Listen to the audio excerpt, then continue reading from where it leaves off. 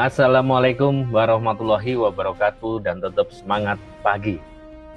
Oke, jumpa kembali dengan saya, para penonton setia Koridor Sebelah. Dan pada video kali ini, saya ingin berbagi tentang informasi yang saya yakin akan sangat bermanfaat buat Anda, terutama para guru, para dosen, para pendidik, ya.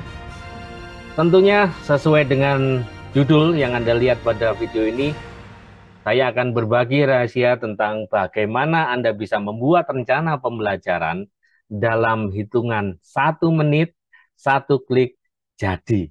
Oke, sehingga pastikan Anda akan simak video ini detail runtutnya sampai habis, ya. Tetap subscribe untuk mendukung channel ini yang akan terus berkembang.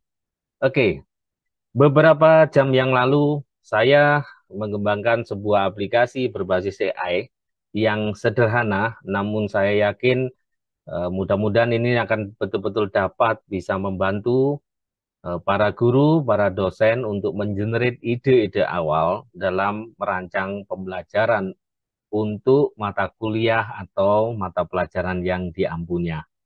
Ya, setelah ini saya akan tunjukkan bagaimana detail dari langkah-langkah yang perlu Anda lakukan.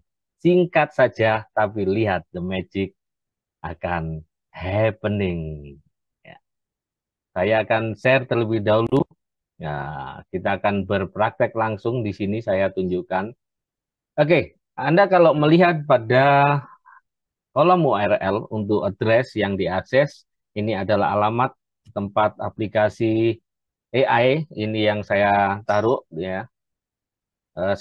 Saya perkenalkan pada Anda Learning Plan Generator. Jadi dengan bantuan tools dari Brainset.ai, beberapa jam yang lalu saya akhirnya mencoba untuk menjerit sebuah aplikasi yang saya namakan Learning Plan Generator. Aplikasi atau platform berbasis AI ini saya harapkan bisa membantu memudahkan para guru, dosen, dan tenaga pendidik lainnya dalam merancang pembelajaran. Ya, setidaknya syukur-syukur nggak sampai lembur, ya kan? Oke, seperti apa dan betapa mudahnya, betapa cepatnya menggunakan aplikasi ini, ayo kita praktekkan. Jadi di sini Anda yang perlu Anda lakukan, langkah pertama adalah menginputkan mata kuliah yang Anda ampu atau Anda ingin rancang desain pembelajaran. Misalkan di sini saya rancang untuk kewirausahaan. Kemudian untuk level pendidikan Anda perlu mengisi apakah itu untuk level sarjana barangkali atau diploma atau SMA, SMP gitu ya, atau bahkan SD. Nah, kali ini saya ingin merancang ide pembelajaran untuk mata pelajaran kewirausahaan di SMK. Nah, berikutnya yang isian ketiga yang perlu Anda lakukan adalah mengisikan email Anda. Di sini saya coba isikan pakai email saya, nanti tinggal Anda isi dengan email pribadi Anda. Oke, langsung klik dan the magic is happening. Sambil menunggu dia loading begitu cepatnya, ya. Di sini saya contohkan ada salah satu contoh hasil jadi yang sudah saya generate sebelumnya, yaitu untuk mata pelajaran kesenian. Di sini saya mencoba mempraktekkan rencana pembelajaran untuk SD kelas 4. Ya, ya seperti ini kira-kira hasil output dari aplikasi ini. Jadi secara default akan muncul nama mata kuliah atau mata pelajarannya, kemudian deskripsi dari mata pelajaran atau mata kuliah tersebut, tujuannya untuk apa, kompetensi yang ingin dicapai, kemudian gambaran materi yang akan diberikan selama serangkaian pertemuan atau dalam 1 semester. Ya, default rencana pembelajaran pada aplikasi ini memang saya mainkan defaultnya adalah 16 pertemuan. Jadi di sini kita lihat ada pertemuan 1 hingga 2, agak pelan-pelan memang karena untuk SD ya. Pengenalan seni tari, ada sub-sub babnya juga ada di situ. Kemudian topik selanjutnya adalah pertemuan 3 dan 4 seni musik tradisional. Ada subbab di sini pengertian dan fungsi seni musik, jenis-jenis alat musik tradisional Indonesia, kemudian mengenal notasi musik sederhana dan bermain musik menggunakan alat tradisional, bla bla bla, dan selanjutnya hingga terinci sampai dengan pertemuan ke-16, yaitu penutup dan pameran karya seni, beserta subtopik pada pertemuan ke-15 dan 16 ini ya. Pada aplikasi ini, Anda juga akan diberikan rekomendasi buku referensi utama. Jadi kalau untuk mata pelajaran seni untuk kelas 4 itu ada dua rekomendasi referensi utama adalah seni budaya dan keterampilan untuk kelas 4 karya Bambang Suprapto. Dan yang kedua adalah seni rupa dan musik kelas 4 oleh Sri Widodo.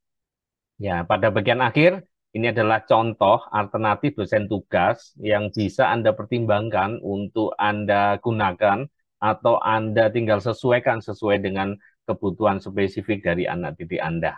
Oke, ini kita buka tadi adalah untuk yang SD. Bagaimana dengan loading yang tadi kita input, kewirausahaan SMK? Kita lihat hasilnya. Nah, ini udah tergenerate. Mata kuliah atau mata pelajaran kewirausahaan untuk SMK ini bertujuan untuk mengembangkan keterampilan dan pengetahuan siswa dalam merencanakan, mendirikan, mengelola bisnis.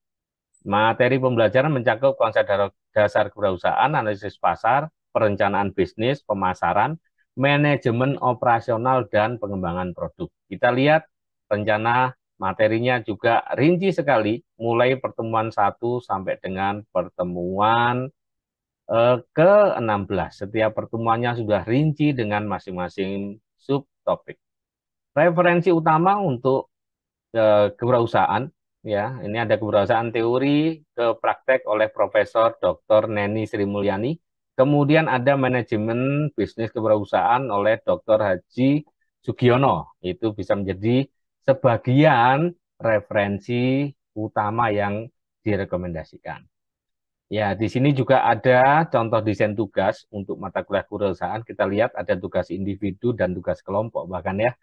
Oke, nah kita sudah mencoba melihat bagaimana output untuk level pendidikan SMK dan SD. Bagaimana dengan level apa ini? Level diploma ya. Di sini sebelum saya